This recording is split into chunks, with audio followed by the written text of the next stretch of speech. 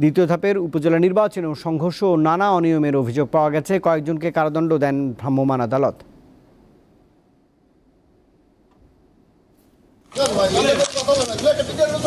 চট্টগ্রামের হাটহাজারীর জোবরা স্কুল কেন্দ্রে ২ vice chairman প্রার্থী মোটরসাইকেল এবং ঘোড়া প্রতীকের সমর্থকদের মধ্যে ধাওয়া পাল্টা ধাওয়া, এজেন্ট অফিসে ভাঙচুর ও ককটেল বিস্ফোরণের ঘটনা ঘটে। এ ঘটনায় বেশ কয়েকজন আহত হন।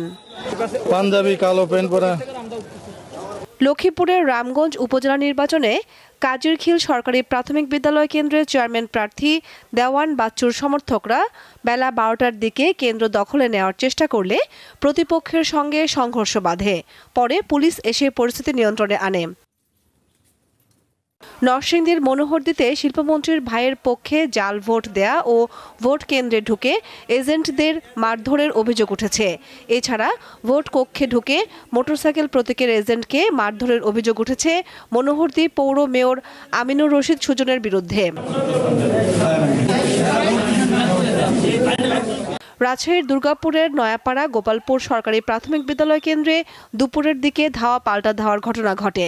গোপালপুরে অন্তত ৬ জন এবং পানানগর কেন্দ্রে ১ জন আহত হন। অনিয়মের অভিযোগ এনে ভোট বর্জন করেছেন নোয়াখালীর চাটখিলের চেয়ারম্যান প্রার্থী ZM আজাদ খান এবং সোনাইমুড়ি উপজেলা ভাইস চেয়ারম্যান প্রার্থী আবু বকর সিদ্দিক রুবেল।